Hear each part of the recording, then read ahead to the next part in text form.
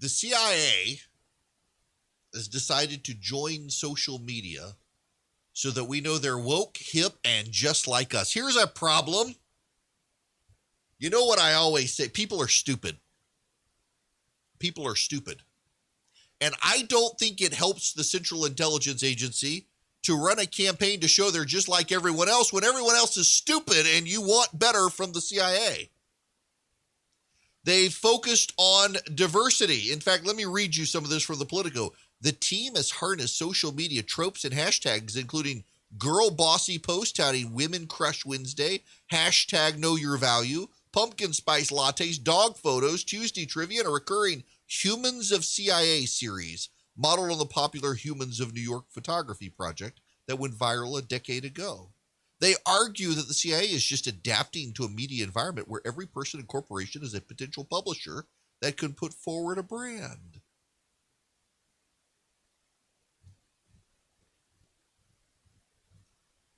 Um, um, um, they're supposed to be the intelligence agency. They're supposed to be spies. They're supposed to work in clandestine operations. Do we really need them on social media highlighting their wokeness? They put up a commemorative Bay of Pigs victory coin that was made and never issued.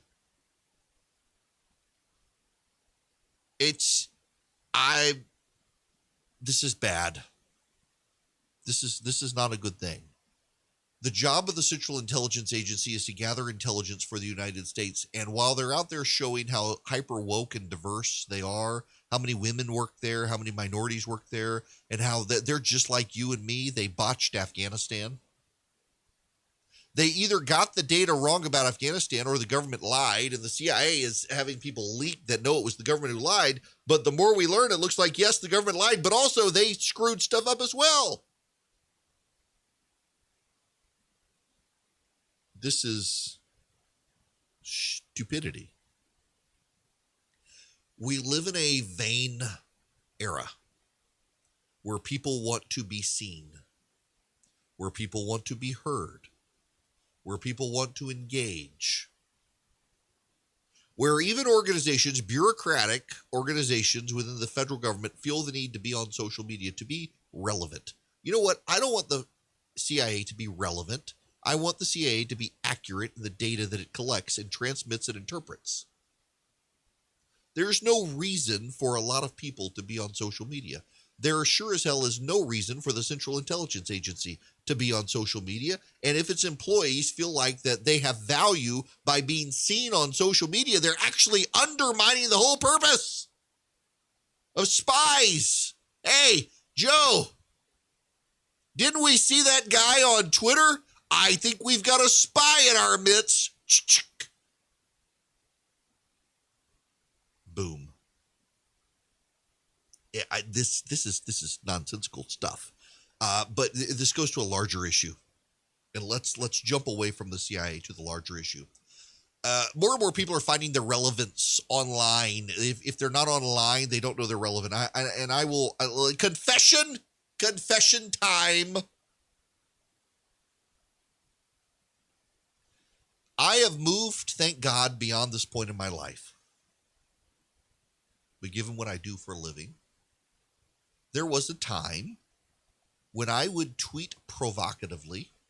Now, I still tweet provocatively for some, but not for this reason. I used to throw out provocative tweets just to see if I get a rise out of people, just to see if I was relevant.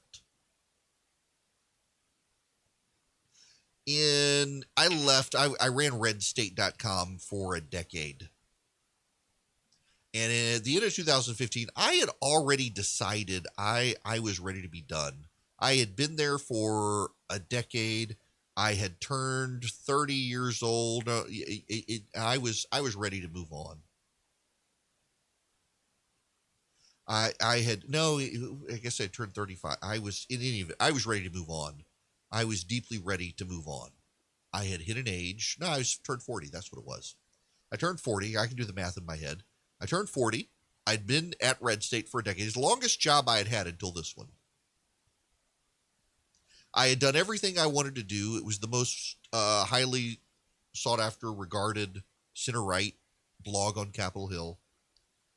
The Atlantic did a profile of me in 2015 that I was the most influential conservative you probably had never heard of. I had done everything I wanted to do, and I was ready to move on. I started the Resurgent. I was already on radio. One of the big incentives for me to leave Red State was that Red State had been bought by Salem Media, and it was clearly becoming a conflict over time how to integrate my radio show that was owned by Cox Media Group then and integrate it into Red State, where I was the brand, so to speak. And I jumped to the Resurgent, and for a long time, philosophically, I thought, I should have a brand that transcends me. So I went from Red State to the Resurgent. To heck with the Erick Erickson brand. But after I did it, and it came through, I had uninvited Trump from the 2015 Red State gathering. I didn't back him in 2016. And occasionally I would put a tweet out there just to see if I get a reaction. Am I still relevant? And that's not a healthy way to live. And I didn't need an intervention. It just dawned on me by the product of growing up and being mature. You don't need to ask if you are relevant, particularly when you have a highly listened to radio show that's now in syndication nationwide. You're relevant. People can tell you, nobody listens to you. Oh, I know the ratings. Yes, they do. But a lot of people go on social media because they try to find relevance there. And I have found, and I found this when I was at Red State. We had people who would write on the front page of Red State who were malcontented souls, shall we say, whose entire world was wrapped up in their online persona, people who really were nothing offline. And I see this now on social media, the number of people who play someone on social media. They're not really themselves. They're a caricature. I was talking a while back to someone who used to work for a guy who's in nationally syndicated radio. Y'all would know who he is, but I want to leave him out of it. But he's got a striking radio persona, and someone told me that the guy used to not be like that, but he has become his radio persona. He used to perform online or on radio, and now he is that performance at all times. He can't turn it off. And I know people like that on social media. They can't turn off how they behave on social media. They never were, but they've become defined by that. Social media is deeply consuming. It's very narcissistic to a degree. And people become who they are online. Not only that, they see the reaction they get online, on Twitter in particular, and they decide the whole world is like this. I need to behave like this in every way, shape, or form. To a degree, you see this with a lot of talk radio. A lot of talk radio is performance for people on Twitter. You've got a following on Twitter. You've become relevant on Twitter. So now on radio or on television, you're going to act like you act on social media because that's where you find relevance. That's where people interact with you. Never mind that Twitter's not the real world. You've suddenly taken your behavior and your relevance of Twitter and you've transposed it into radio or on television, and you become that. And that's really not who you are. It's not very authentic. But it's where you find your relevance. And so you don't find your relevance in your wife or your husband. You don't find your relevance in your kids. You don't find your relevance in your church. You don't find your relevance in your community. And so what we've done is we as a society are now fostering people through online culture to offline, where they are actually deeply disconnected from the offline world around them, and they're always performing even offline because that's what they do online. And it hurts their relationships. It hurts their ability to relate. It hurts their ability to tell a story. It hurts their ability to connect to their local community. It hurts their ability to build a community because they're either on or they're off. There's no normal range. And when you have an organization like the Central Intelligence Agency that has decided it's going to do that too, you can't help but see long-term the ramifications of that the CIA feels like it's got to perform online. The job of the Central Intelligence Agency is not to perform online. It's not to promote itself. It's not to tell its stories. It's not to reveal who it is. Its job is to get intelligence for the United States of America to keep the United States safe. And when it's playing the fool on social media, clowning on itself and on others, it's not doing its job. And when you're clowning on social media, you're not doing your job either. In fact, what I found is the people who are anonymous on social media tend to behave the worst. There's no accountability for them. They've become the anonymous caricature. They can let their worst impulses take over. And then that draws people who aren't anonymous, who are themselves on Twitter. It leads them to their worst impulses. I'm living proof of that. Y'all, I've done things I'm not proud of on social media. Thankfully, I've grown up. I still make people mad on social media, but it's for daring to tell people what I truly believe.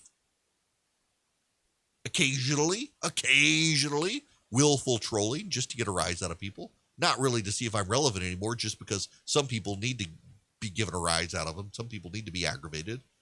Some people need to be needled. But that's not what the CIA is doing.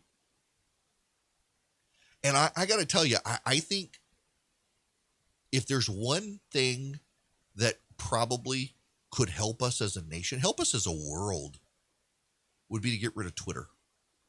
Now, you can choose not to use it. And there are days I think I shouldn't use it, but for me in my career where I am right now, I really can't afford not to, because you would be shocked at the number of times a book publisher wants to know how many Twitter followers you have. Or a radio station. You want to be on a radio station, you're like, well, what's your social media presence? Like, can I get on Twitter and see clips of you? Yeah, for career, kind of have to have it. A lot of people don't. And it's great to be destroyed. Or great to destroy your social media presence before you are destroyed by woke culture, being on social media. It might be time for a lot of us to get offline. But even if you stay online, you shouldn't be defining yourself by your online persona. And the CIA should not be defining itself. And frankly, I don't want the CIA to be just like me. I want the CIA to be the best of the best, who are out there trying to keep us safe, working in the shadows to make sure that the bad guys in the shadows don't come get us. And when they're performing and clowning on social media, it makes you wonder if maybe we need a new intelligence agency and shut this one down. None of us need to perform on social media. None of us need to be defined by our presence on social media. And sure as heck, the Central Intelligence Agency does not need to be woke on social media, discrediting itself with half the population and being made fun of by the other half for being stupid.